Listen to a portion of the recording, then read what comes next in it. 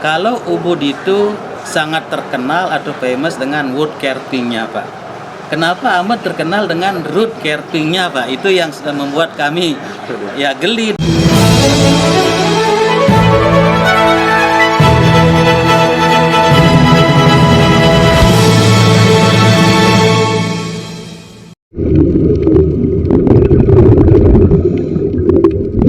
Pemirsa, Pantai Amet mungkin jarang didengar oleh wisatawan domestik.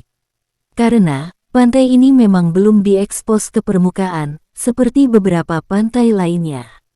Tetapi, kawasan ini begitu diminati oleh wisatawan mancanegara, karena objek wisata Pantai Amet bisa dibilang sebagai surganya dunia bawah laut di Bali. Wisatawan mancanegara pun mengakui, bila tempat ini layak dijadikan destinasi wajib bagi penikmat panorama bawah laut, seperti snorkeling maupun diving.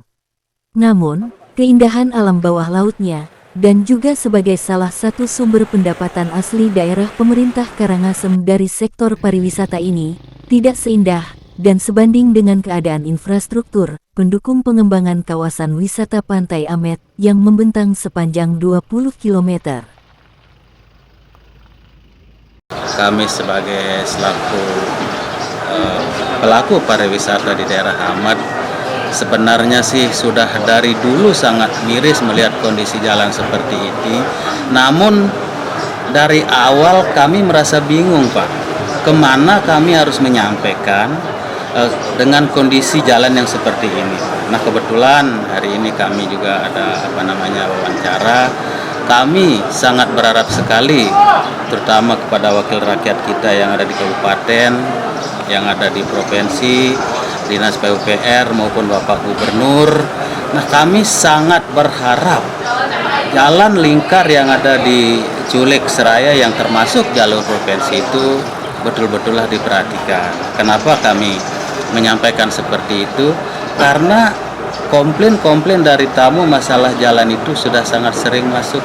Di samping itu juga harapan kami untuk keamanan ataupun safety pengguna jalan itu juga kami sangat mengkhawatirkan, Pak, karena sering terjadi kecelakaan itu diakibatkan oleh kondisi jalan yang sudah sangat memprihatinkan, Pak. Apakah karena ini jalannya hanya tambal sulam, tidak diperbaiki secara optimal gitu? Iya. Kami juga berpikiran seperti itu.